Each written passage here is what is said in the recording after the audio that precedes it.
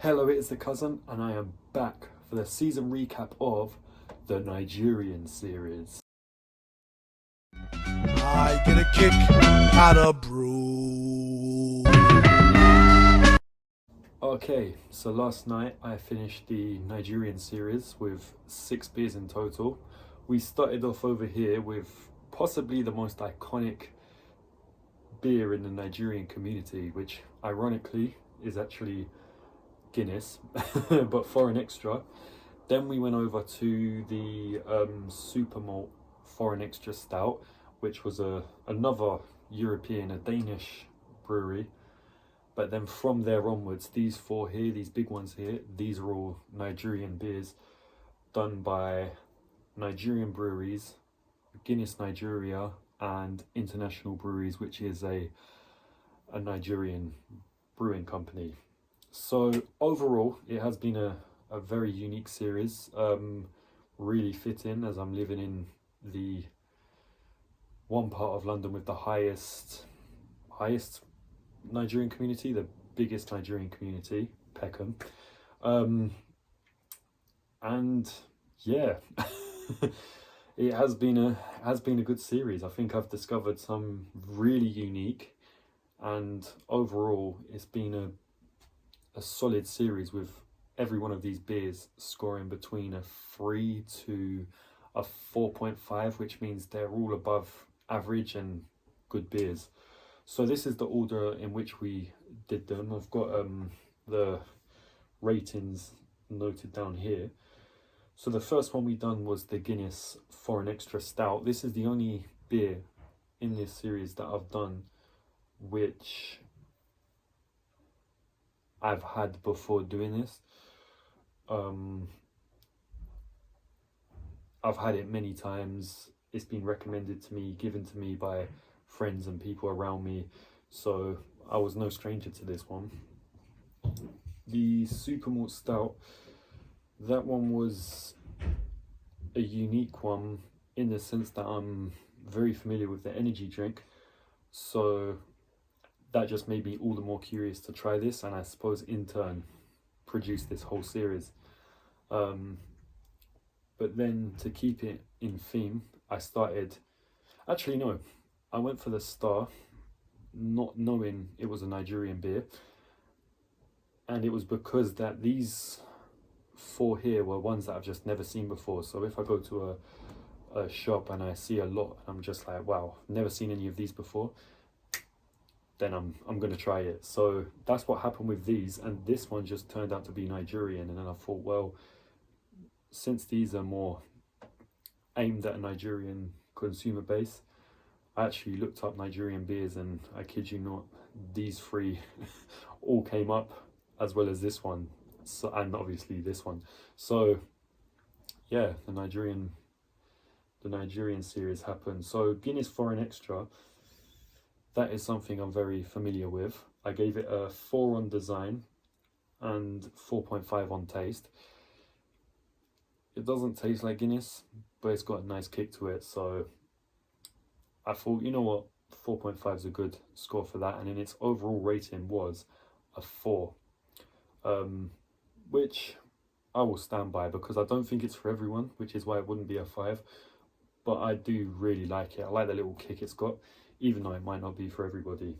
So going over to the Super Malt, that one got a 4 on design, and apparently I gave it a 4 on taste, but it got a 3.5 overall because I did find it underwhelming.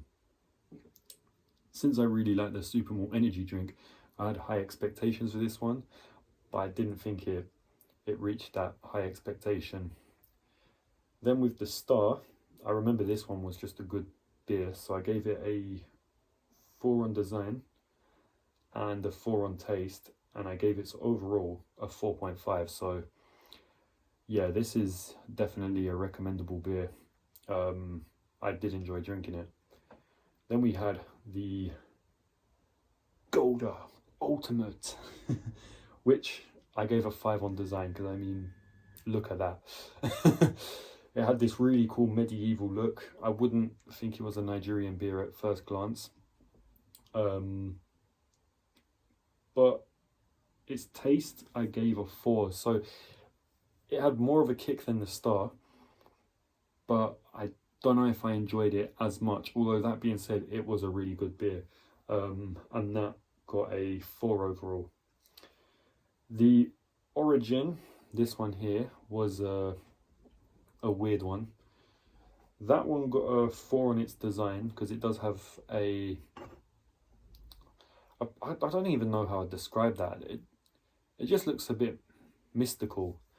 I think the Star was really eye-catching. The Golden looks epic, and then the Origin just looks really mystical. And then Trophy obviously just looks like a default beer, but we'll get onto that one in a minute.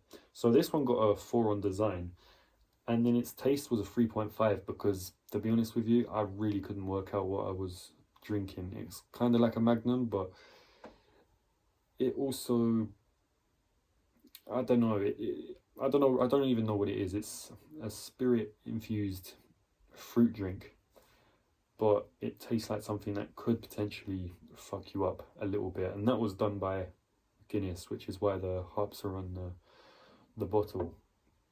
Then we came over to Trophy, which was an all-round 4, a 4 in everything: design, taste, and overall. I don't know if I said the Origin got a 3.5 overall, by the way.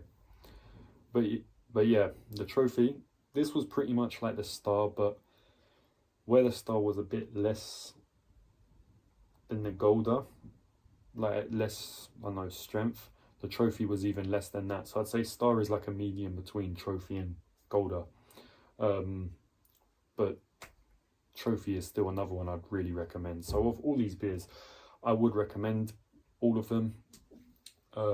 But some of them aren't going to be for everyone, especially this one, the Guinness Foreign Import, and the Origin. Those two are really wacky, out there drinks, so drink at your own risk. So this is the order I tried them in. I'm now going to put them in order of the highest score to the lowest score, and then we'll see who the winner is. Is it going to be the Trophy? I don't think it is, but let's do that now. Okay, and here I have them from best over here with the Star, all the way down to Origin, which unfortunately was in the last place, but I can't say I disagree with this lineup right here, because yeah, I think this pretty much sums up the whole series. We've got the 2 questionable ones at the bottom. I say questionable, this one definitely is questionable.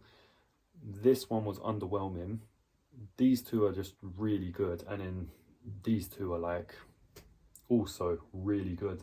But I think the reason these 2 got higher than the Guinness is because these are just, I think, a bit more for everyone, whereas this is more of an acquired taste, much like these 2. And the Trophy, yeah, that's sort of in the middle there, but still a really good one. So I've actually put them in order of their overall, but also their total scores of everything combined. So yeah, the Origin, this got a 3.5 overall, and then its combined score was 11. The Super Malt Stout, that got a 3.5 overall, and its total score was 11.5.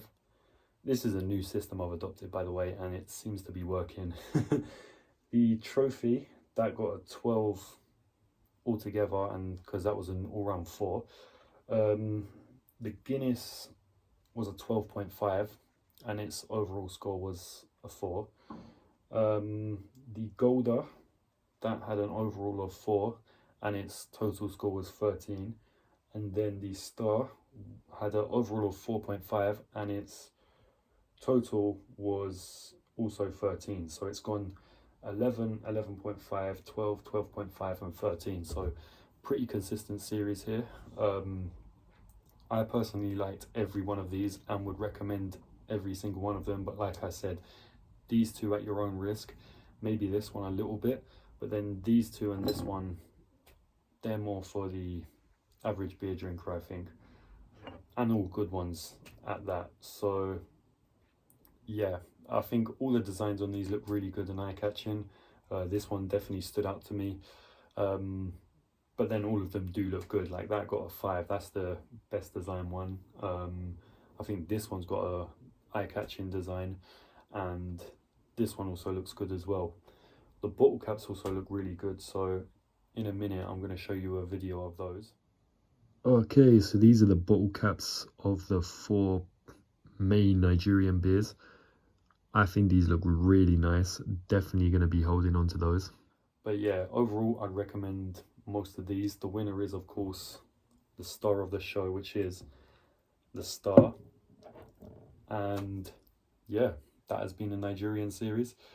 Hope you've enjoyed watching this. I'm not sure what the next one I do will be. Me and my cousin might actually be doing some more beer tasting at Halstead's house, so watch out for that. That should be a good one. Joe's apparently got loads for me to try there, so and it will be in a much more nicer setting. So yeah, this has been the cousin. Hope you've enjoyed watching. If you have, please like, subscribe, share, all that other bullshit, and I shall see you in the next one.